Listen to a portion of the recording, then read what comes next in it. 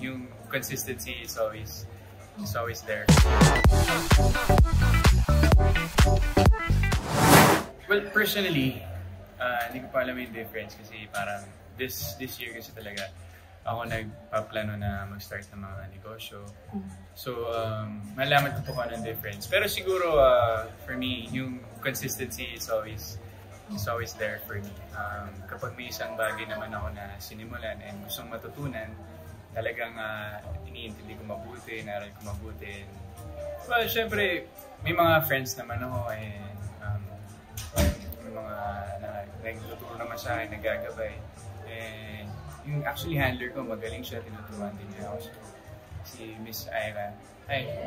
So, maganda yung mga taong nakapaligid sa akin. So, tsaka alam naman natin na nakakatawa nga ngayon kasi sa panahon ngayon, like yung mga colleagues ko rin, mga kapwa-artista ko talaga kasi isa na nag-venture sa mga businesses. So I think yun naman yung uso rin ngayon. So magagaling nga yung mga artista na natin yun.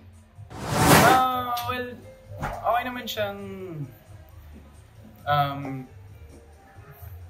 paano ba? Ngayon kasi wala pa akong teleserye ginagawa ulit. So I mean, tinry ko ibaling muna yung focus ko sa paghanap ng mga negosyo kagaya ito.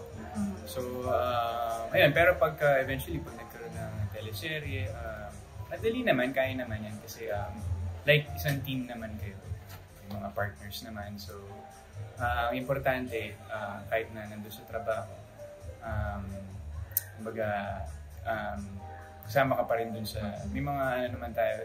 Yun yung importante, kaya maganda ngayon may mga group chats na sama-sama na kayo sa pag-uusap. Super coffee lover talaga. I mean, sino bang hindi, di ba? Lahat naman tayo kailangan natin ng kape pag-gising sa umaga. Especially ako, kasi hindi talaga ako nagpa-function ng walang kape. So, for me, ito yung naisip kong negosyo na talagang feeling ko tatagal talaga kasi kailangan natin sa buhay natin. So, ang mini-wish ko for her, well, sa totoo lang, mas more nakaka-proud. Sobrang proud ako for her kasi tuloy-tuloy yung pag-soar niya, ang daming endorsements, may bago siyang teleserye yun na maganda, which is Slay. Siyempre nakaabang na ako sa Monday na yun.